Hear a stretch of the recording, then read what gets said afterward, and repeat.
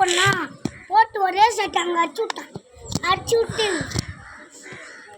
ஆளில guys டிக்டாக்லாம் இல்லை, இவன் என்னமோ பண்ணுறான். கைஸ் நீங்கள் லைக் பண்ணதுக்காக தான் கைஸ் அந்த அண்ணா வந்துட்டு டிக்டாக் பண்ணுறீங்களா, சிக்கம் பண்ணுங்க போட்டு போட்டு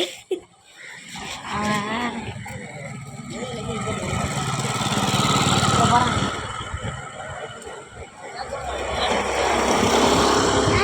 தெரில போகிறாங்க சொன்னேன்.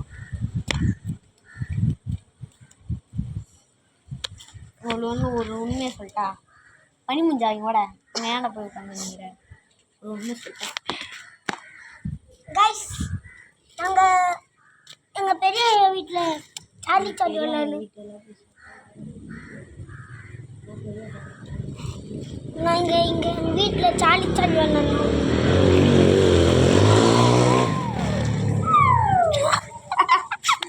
பண்ணுறாங்க இப்படி பண்ணுறாங்க கைஸ். இந்தியா அப்படி பண்ணுறாங்க கைஸ். பண்ண மாட்டேன், நம்மளுக்கு எல்லாம் தெரியாதா கைஸ்? நான் ஸ்கூலில் சார்லி விளையாடினேன். சார்லி இருக்கிறியா அப்படின்னு கேட்டேன். எஸ் அப்படின்னு கட்டு வாட்ஸன் கிளாஸ் தெரியா? கிளாஸ் ஃபுல்லாக சார்லி எழுதி ஃப்ரெண்ட்ஸு கிளாஸு ஃபுல்லாக கீழே உட்காந்து அப்போ எங்கள் மிஸ் இல்லை. சும்மா ஸ்டைலாக பிரேக் பீரியடில் லஞ்ச் பீரியடில் அப்போ எங்கள் மிஸ் வரல. சார்லி எழுதி விட்டு நோ எஸ் போட்டு விட்டு முக்கியம் வந்துட்டாங்க. சார்லியா நான் எல்லாருமே விட்டாங்க. அதுக்கப்புறம் என்ன சம்பவம் நினச்சி பார்த்தியா? வா சார்லி இருக்கிறியா நாங்களாம் கேட்டோம். எஸ்ன்னு காட்டுது. அதுக்கப்புறம் இன்னொரு வாட்டி கேட்டோம், சார்லி இப்போ நீங்கள் எங்கள் கூடில் இருக்கியா இல்லை மேகத்து மேலே இருக்கியா அப்படின்னு நாங்கள் கேட்டோம். பார்த்தா கீழே தான் அப்படின்னு கட்டு போட்டு விட்டோம். அதுக்கப்புறம் என்னாச்சுன்னா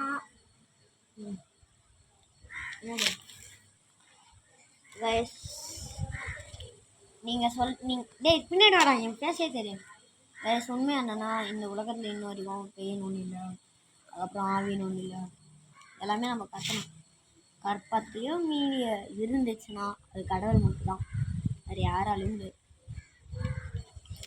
யார். இங்கே பாருங்க, இப்போது இறந்தவங்களுக்கு எந்த மதிப்பே இல்லை தெரியுமா?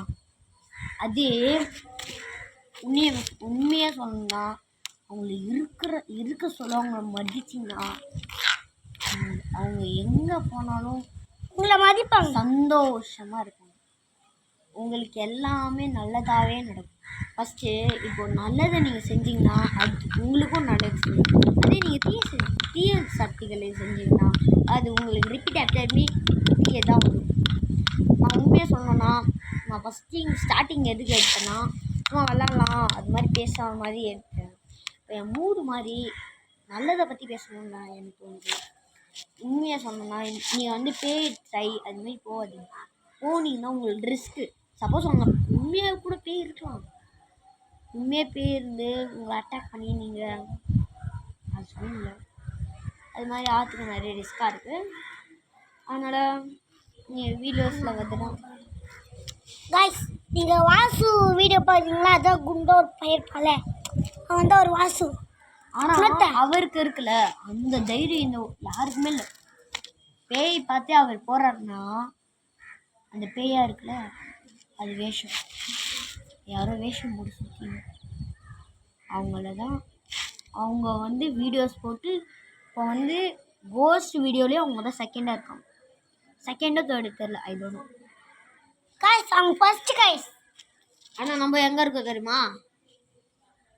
இருக்கிறதுலே லாஸ்ட்டு. இப்போ தான் நான் ஒரு மாதம் 2025 தான் நான் ஸ்டார்ட் பண்ணேன். இப்போ தான் நான் கைஸ் 25 கிடையாது 26 கைஸ். இது 26. நம்ம 25 தான் ஸ்டார்ட் பண்ணோம் இல்லையா? 25 தான் ஸ்டார்ட் பண்ணோம். உங்களுக்கு தெரியாது? ஆமாம் 25 தான் ஸ்டார்ட் பண்ணோம். கைஸ் உண்மையாக சொல்லிட்டா இப்போ உங்களுக்கு வந்து நான் ஒன்று சொல்கிறேங்க, வாங்க அந்த வீடியோ கேமரா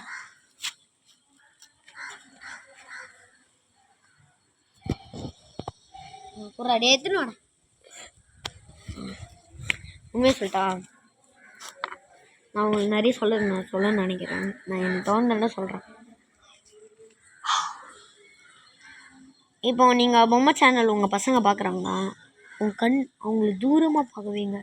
இல்லைனா ரேர் எப்பயாச்சும் ஒரு வாட்டி, இந்த மந்த்லியே ஒன்று எப்பயாச்சும் ஒரு வாட்டி. ஏன் அப்படி சொல்கிறேன்னா, கண்ணு பார்வை ரொம்ப ரொம்ப முக்கியம். அதுக்கப்புறம் வந்து ரொம்ப ஓட வைக்கிறாதீங்க. ஆனால் எனர்ஜி வேணும், ஓட தான் செய்யணும். ஆனால் ரொம்ப ஓட வச்சிங்கன்னா ஸ்பீடில் வந்து அவங்க கால் கீழே வந்து தடுக்க விழுந்துடும். அதனால ஓடாமல் விடாதீங்க, ஓலியும் விடாதீங்க. பசங்களை தைரியமாக வளருங்க. கைஸ் என் காலே இந்த மாதிரி ஆயிடுச்சு கைஸ், செம்மையாயிடுச்சு. அதே மாதிரி எங்கள் அண்ணன்காரும் கீழே கைஸ் இதெல்லாம் ஒரு அடி இல்லை கைஸ். நான் சொல்லிட்டா, உண்மை என்னென்னா பசங்களை சிங்கம் மாதிரி வளங்க, பொண்ணுங்களை புலி மாதிரி வளங்க. அதுக்கப்புறம் இன்னொன்று சொல்லிட்டா, இப்போ நீங்கள் ஸ்கூலில் பார்த்தீங்கன்னா சிங்கிள் சரியா அப்படின்னு ஒரு பையன் கூப்பிடுவான்.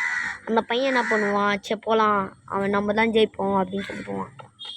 பார்த்தா நம்ம பையன் அடிச்சுன்னு வருவான், நம்ம பசங்க அடிப்பாங்க, அவனுங்க ஆப்னண்ட் வந்து நம்மளை அடிப்பாங்க. அப்போ வந்து அவங்க பசங்க இருக்காங்களே, பசங்க வந்து என்ன பண்ணுவாங்கன்னா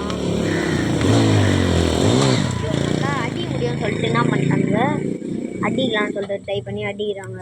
ஆனால் முடியல, அவனால் தோத்துட்டான். தோற்ற உடனே அவன் என்ன பண்ணிட்டான், சூசைட் பண்ணிட்டான். ரியலாகவே ஒன்று நடந்திருக்கு. அதனால பசங்களை சிங்கம் மாதிரி வராங்க, பொண்ணுங்களை புலி மாதிரி வராங்க. பொண்ணுங்களை ஏன் சொல்கிறேன்னா, பொண்ணுங்க வந்து பசங்க சின்ன பசங்க எல்லாருமே கடத்துறாங்க. இப்போது கடத்துற காலம் வந்ததுனால இப்போ எல்லாருமே கடத்துறாங்க. கடத்தின உடனே நம்ம ஆப்போனண்ட்டு மொத்தம் ஆடு முட்டை வருது. ஆடு வரத்துக்கு புள்ளி மாதிரி அவன். ஏன் சொல்கிறேன்னா,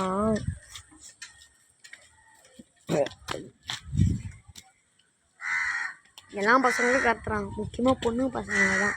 ஏன்னா அவங்களுக்கு சண்டை போடவே தெரில, அதனால் சும்மா அப்படி வாயை புட்டி தீண்டுவேன்.